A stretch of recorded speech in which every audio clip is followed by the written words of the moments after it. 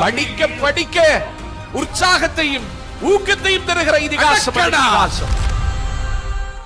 செந்தமிழை உயிரை நறுந்தேனே, செயலினை மூச்சினை உனக்களித்தேனே. அறம் பேசுவதற்காகவே வந்தது திருக்குறள்.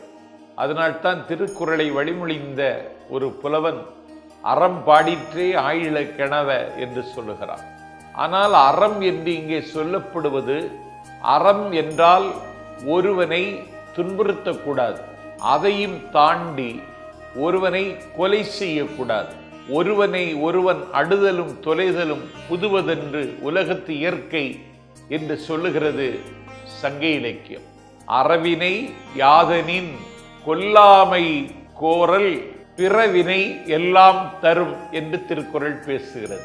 நீ ஒருவனை கொலை செய்து விட்டால் அந்த கொலை செய்ததற்கு பிறகு நீ அனுபவிக்கிற துன்பம், உன்னுடைய மனச்சாட்சியை உன்னை குத்தி கிழிக்கிற கொடுமை, அதையும் தாண்டி நீ கைது செய்யப்பட்டு கராக்கிரகத்தில் வாடுகிற நிலைமை, அதனால் நீ பெற்றெடுத்த பிள்ளை, நீ தாலி கட்டிய மனைவி அனுபவிக்கக்கூடிய துயரத்திற்கு கணக்கில்லை.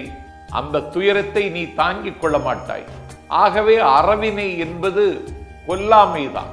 ஒருவனை கொல்லாமல் இருக்க வேண்டும் என்று ஒருவன் கருதிவிட்டாலே அவன் அறத்தை பேணுகிறான் என்ற அர்த்தம்.